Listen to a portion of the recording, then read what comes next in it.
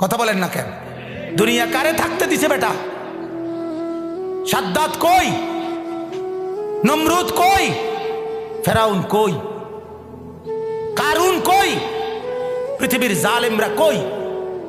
সম্পদের লুভিরা কই? দুনিয়াদাররা কই? বলো মিয়া, বলো কই? কেউ টিকছে দুনিয়া?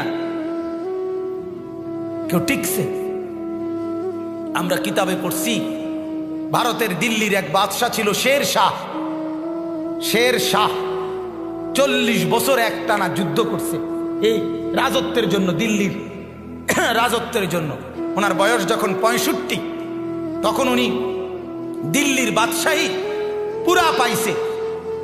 সেদিন পাওয়ার পরে একদিন আফসুস করে বলতেছে, হায় দুনিয়া, তুই আমারে যখন ধরা দিলি তখন আমার কবরে যাওয়ার সময় হয়ে গেল।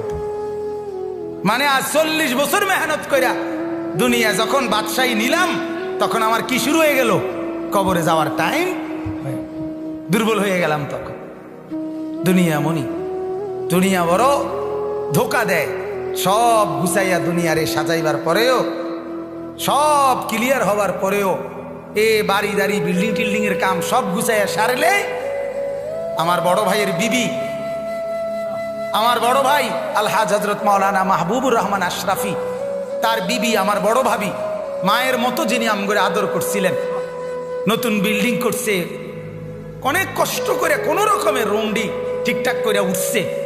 এরপরে আপনার বুধবার দিন নতুন ঘরের বাজার করছে, চাল ডাল তেল সব কিনা, চালগুলো সব ড্রামের মধ্যে পড়ছে, তরকারি ফ্রিজে কুইটা রাখছে। বৃহস্পতিবার দিন স্ট্রোক করছে, শুক্রবার দিন জুমার নামাজের সময় কবরে চলে গেছে।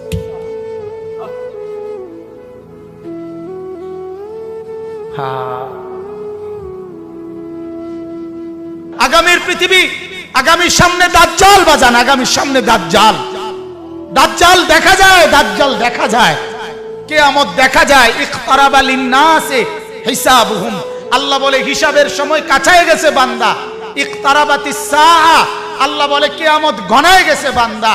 আরে যিনি বানানেওয়ালা তিনি বলতেছে, ও আমার বান্দা, আমি না বলছি এই নবী শেষ নবী, এই কিতাব শেষ কিতাব, এই দিন শেষ ধর্ম, আর দিতাম না রে।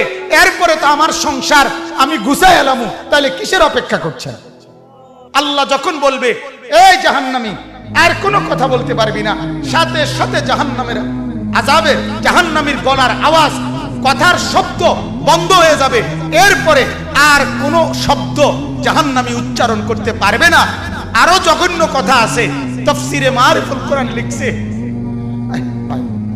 এরপরে জাহান্নামী কুত্তার মতো ঘেউ ঘেউ করবে, কুকুরের মতো শুধু ঘেউ ঘেউ। বিশ্বাস করেন, সেদিন কিয়ামতের দিন তোমাদের পুরা জিন্দেগির আমল ওজন হবে। এই কথাটা বান্দা আমি আবারও বলছি, এটা আল হক, এটা কিন্তু বাস্তবেই আসলেই সত্য কথা। এটা আসলেই কি আমরা অনেক সময় বলি না, হুজুররা আসলে, হুজুররা কয় যে আসলে যত কয় অত না, যত কয় অত না। এমন বুদ্ধিমান আছে না, কথা বলেন না। আরে বেটা, এই বর্তমান জীবনে দুনিয়ায় হুজুরের সব কথা ধরলে চলতে না।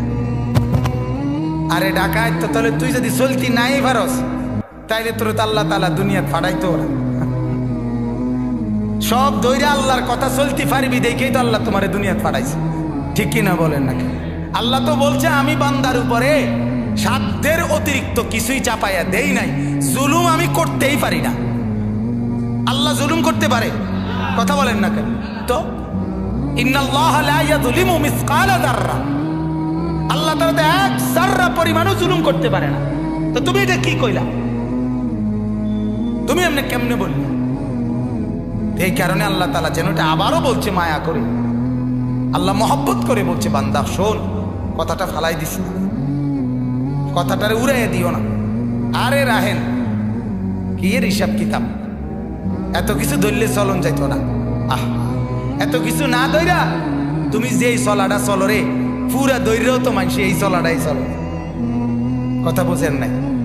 আল্লাহকে পুরা বাদ দিয়া, নামাজ রোজা বাদ দিয়া যা কামাই করো শেষ পর্যন্ত বাদ যে দূর খাও, যে বেড়া আল্লাহকে রাজি করে সেজদা করে বাদ খায় ওই বেড়াও এর দূরে খায়, মানে পেট বরণ পর্যন্ত।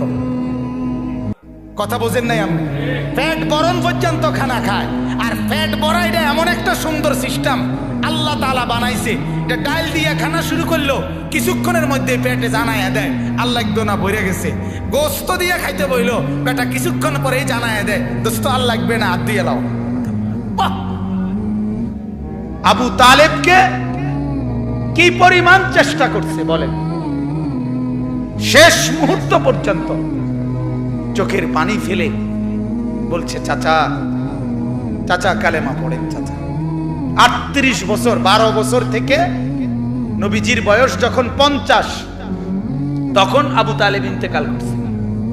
12 বছর বয়সে আব্দুল মুত্তালিব নবীজির দাদা নবীজিকে আবু তালেবের হাতে তুলে দিয়েছে, বলছে আমার এই নাতি মুহাম্মদ, তার বাবা নাই, তোমার হাতে তুলে দিয়ে গেলাম, তুমি মৃত্যু পর্যন্ত তারে আশ্রয় দিও, পাহারা দিও, তার অভিভাবক হিসাবে থাইকো।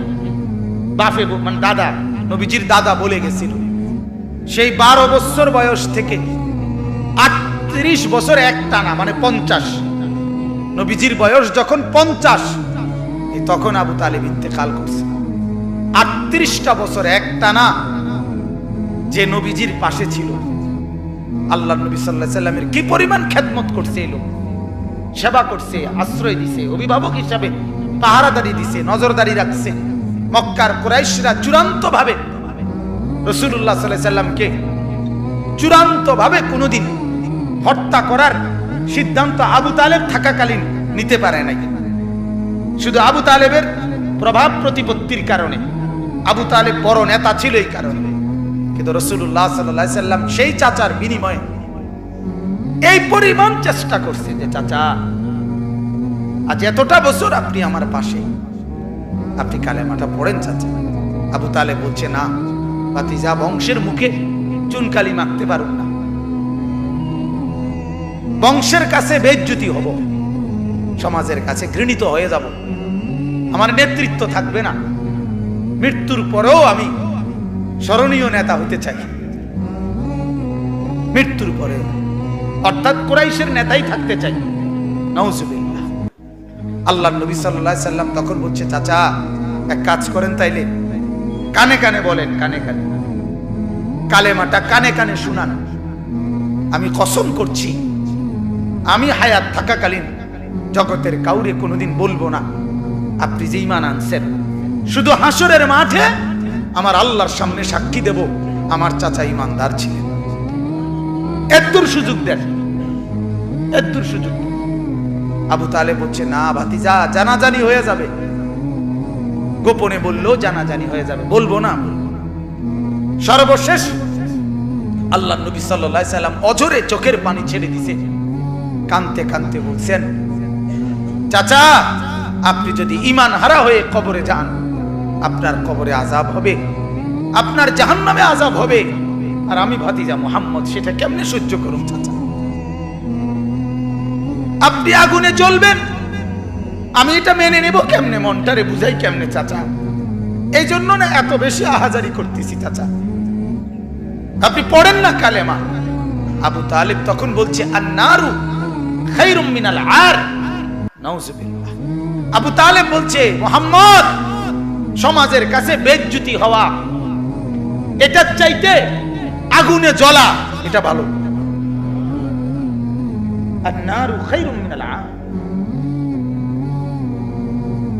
সমাজের কাছে আর মানে লজ্জিত, লজ্জিত হওয়ার চাইতে জাহান্নামের আগুনে জ্বলবো এটা ভালো।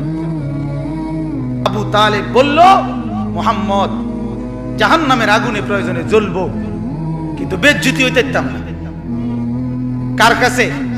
সমাজের কাছে। কার কাছে বলেন না?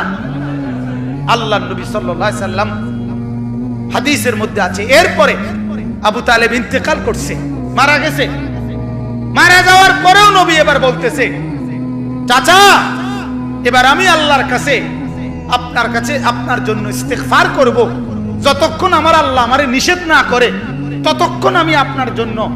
এবার যেহেতু আর আপনারে বুঝাইতে পারলাম না, এবার আল্লাহকে বলি, আল্লাহকে বলতে থাকি। এবার আল্লাহর নবী চাচার জন্য মাফ চাইতে শুরু করছে।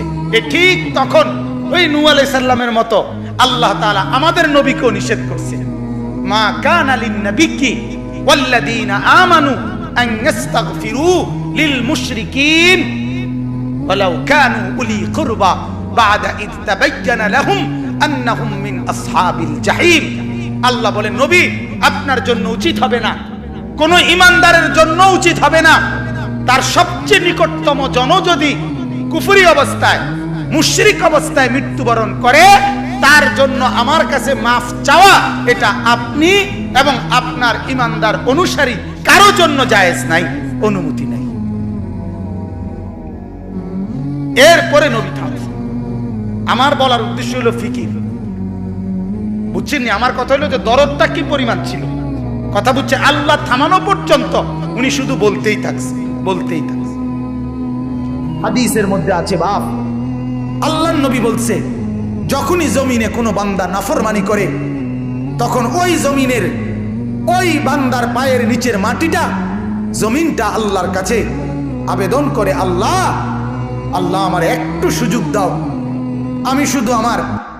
আমি একটা শুধু গড় দেমু, আমার নিচের মাটিটা উপরে উঠামু, উপরের মাটি নিচে নামামু, শুধু ওই লোকটা যেরকম বিছনায় এপাশ ওপাশ করে আমি আমার জমিনটাকে একটু এপাশ ওপাশ করবো, আমার নিচের মাটি তুলবো, উপরের মাটি নিচে নামাবো, আল্লাহ এরে নিয়া আমি শুধু একটা উল্টানি দিতে চাই, তুমি আমার অনুমতি দাও।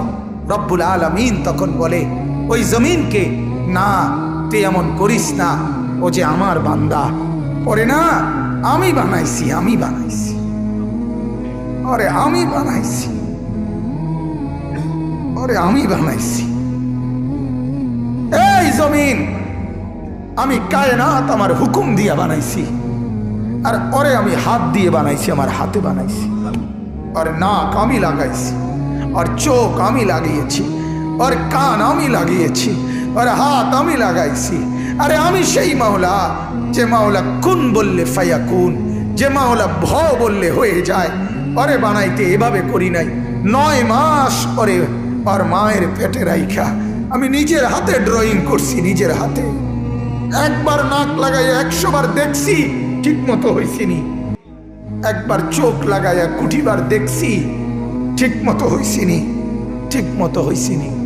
এইভাবে 9 মাস আমি তারে যত্ন করে সাজিয়ে, সুম্মা আনশানাহু খালকান আখার, আমি তার এক মানুষ বানিয়ে এরপরে মায়ের পেট থেকে আমি বের করেছি।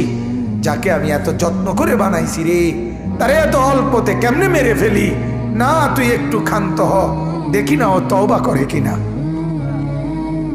ও ফিরে আসে কিনা, দেখি না। পাকিস্তানের হযরত মাওলানা সৈয়দ আব্দুল মজিদ নদীম সাহেব রহমতুল্লাহ আলাইহি বলতেন যে এক ভেগে যাওয়া সন্তান মাকে ত্যাগ করে, বাবাকে ত্যাগ করে যেই সন্তান চলে গেছিল, 4 বছর পরে 10 বছর পরে 10 বছর পরে সেই সন্তান যদি মার কাছে ফিরে আসে আর চোখের পানি ছেড়ে দিয়া বলে, মা মাফ করে দাও, আমি ভুল করে ফেলছি, সৈয়দ আব্দুল মজিদ নদীম সাহেব বলতেন যে ওই মা ওই সন্তানকে মাফ করতে যদ্দূর দেরি করবে, 90 বছরের ভেগে যাওয়া বান্দা আল্লাহর নাফরমানি করার পরেও 90 বছর পরে যদি একত্রে একদিন এক রাত গভীরে আল্লাহর কাছে চোখের পানি একবার ছেড়ে দেয়, আল্লাহ তাআলা ওই মার আগে রব্বুল আলামিন তাকে মাফ করে দিন। এমন যিনি, তার নাম আল্লাহ। যুবক তুই তোকে চিনলি না, হায় হায়, তামসাটাকে জিন্দেগি মনে করলাম। 1 প্লেট বিরিয়ানি দিবে, 1 প্লেট খিচুড়ি দিবে, 2টা জিলাপি দিবে, এর জন্য জিন্দেগিটা কি কামিয়াবি বানাইলা? এটা কি মনে করলা সফলতা? কিছুক্ষণ মোবাইল চালাইলা, কিছুক্ষণ মেয়ে দেখলা, ছবি দেখলা, নাটক দেখলা, নাচ দেখলা, আর কিছুক্ষণ ঘুমিয়ে রইলা, এটাকেই জিন্দেগি মনে করলা। আর আপনারা যারা ব্যবসায়ী কামাই রোজগারি করেন, আর আপনারা এই কিছুক্ষণের কামাই আর বউ বাচ্চার জন্য ভাত মাছ কিনা এই কদ্দুরকে জিন্দিগি মনে করলেন। আহা, এই সামান্য কদ্দুর ফিকির, এটা তো পিঁপড়ার ফিকির। পিঁপড়া পিঁপড়া। আমাদের বাংলাদেশের একজন শ্রেষ্ঠতম আলেমে দ্বীন, গবেষক আলেম ডক্টর আফম খালিদ হোসেন, অনেক বড় মাপের আলেম এবং জ্ঞানী গবেষক, উনি বলছেন এক পিঁপড়া সামান্যটুকু খাবার খায়, হ্যাঁ, কিন্তু এরপরও সে জমা করে রাখে। এক হাতি 250 কেজি খাবার প্রতিদিন খায়, একদিন 90 লিটার পানি প্রতিদিন খায়। উনি বলছেন কিন্তু কোনোদিন হাতি সে পরবর্তী বেলার খাবার কান্দে কইরা তার কাছে নিয়ে আসে না। সে এরপরে প্রতিদিন মাওলার উপরে তাওয়াক্কুল করে থাকে। রব্বুল আলামিন 250 কেজি খাবার প্রতিদিন তার কাছে পৌঁছায় দেয়। হযরত বলেন এক সাগরের তিমি এক লোকমায় যেই খাবার খায়, এক লোকমা 200 শক্ত সামর্থ্য জোয়ান যুবক গোস্ত ভাত খাইয়া একবারে যা খাবে, এই সাগরের তিমি এক লোকমায় তার চাইতে বেশি খাবার খায়। সাগরে কত লক্ষ তিমি, কি পরিমাণ খাবার মালিক সরবরাহ করতেছে। তাইলে তুমি কেন এত পেরেশান হইয়া গেলা? তুমি কেন পেরেশান হয়ে গেল? ছেলেটাকেও কামে লাগাই দিলা, মেয়েটাকেও কামে লাগাই দিলা, ফুতের বউরও কামে লাগাই দিলা, নিজেও কামে লাগাই দিলা। কেউ কাউরে জিজ্ঞাসা করো না, কিরে বাবা তোমার নামাজ পড়ো না কেন? স্বামী স্ত্রীকে বলে না, স্ত্রী স্বামীকে বলে না, বাবা মা সন্তানকে বলে না, সন্তানাদি বাবা মার ফিকির করে না, কারো কোনো ফিকির আখিরাতের নাই। এতগুলো মানুষ মিললে এই ভাত এক লোকমা, ছি ছি ছি ছি। অথচ রব্বুল আলামিন যেটা বললেন যে আমি একমাত্র মুখাপেক্ষী, আমার কাছে সবকিছু মজুদ আছে। তুই বান্দা চাইলে তুই একজন না, লাউ আন্না আউয়ালাকুম ওয়া আখিরাকুম ওয়া ইনসাকুম ওয়া জিন্নাকুম ওয়া যুকুরাকুম ওয়া উনুসাকুম, আল্লাহ বলে তোদের প্রথম ব্যক্তি, শেষ ব্যক্তি, পৃথিবীর শুরু এবং শেষ সব লোক যদি একত্রিত হয়, পুরুষরাও নারীরাও ছোটরাও বড়রাও মানুষরাও জিনরাও যদি একই মাঠে জমা হয়ে আমার কাছে যার যা লাগবে তা চায়, আল্লাহ বলেন লা আতাইতু কুল্লা ওয়াহিদিন মাসআলাতাহু, সবার চাওয়া আমি ওইখানে রাখকেই পূরণ করে দেব। মা নাফিদাত মিন খাজাইনি শাইউন, আমার ভান্ডার থেকে এক ফোঁটাও কমবে না। এমন যিনি তিনি আল্লাহ। তাকে ছেড়ে কোথায় দৌড়াচ্ছেন? আল্লাহকে ছেড়ে কোথায় যাচ্ছেন? আল্লাহকে ছেড়ে কোথায় গেলেন? যুবক, আল্লাহকে ছেড়ে কোথায় গেলা? নামাজ না পড়ে নর্তকী দেখে লাভ কি হয়েছে পর্যন্ত বলো না একবার। ওই মাদেরকে বলো না, মা এই পর্যন্ত বেপর্দা হয়ে যত মহিলা পুরুষকে দেখাইলা, মা কে তোমারে কয় টাকা চাঁদা দিছে এই পর্যন্ত? 2টা পয়সা তোমারে কোনোদিন দিছিনি, চাইয়া না গেল যা। কথা বোঝেন নাই? তোমারও তো দেখে গেল, কিন্তু দ্বিতীয় পয়সা তো দিল না। কি পাইলা? পাইলাটা কি দুনিয়ায়? অবুঝ মানুষ বুঝতে চায় না, অবুঝ সন্তান বুঝতে চায় না। তার সমস্ত দুশ্মনী নামাজের লগে, তার সমস্ত দুশ্মনী আল্লাহর সাথে। সে তার একটা বন্ধু, সামান্য একটা বন্ধু, তার এই সামান্য পরিচয়, তারও মন রক্ষা করতে সে রাজি, কিন্তু সে তার মালিকের মন রক্ষা করতে রাজি না। হায় হায় হায়, কি শক্ত পাষাণ। আল্লাহ আমাদেরকে বুঝ দান করেন।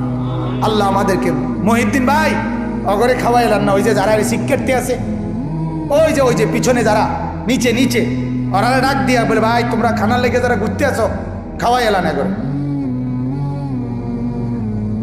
যান। কোন ওরা এই শিক্ষার্থী আছে, এটাই আমাদের দেশের নিয়ম। আমরা গ্রামে একতে আপনার মানুষের বাড়ির থেকে খুঁজতো, তো তার লগে একটা ছোট ফোলা আছিল, ওই বাড়িওয়ালারা দেরি করলে হেঁটে হেঁটে ফুতেরে খোঁচা দিত, দিলে হেঁটে শিক্ষার দিয়ে উঠতো, তো আবার হেঁটেই কইতো এই বেকুবের মতো শিক্ষার, তার আইয়ের সাথেই হতো। কথা বোঝেন নাই?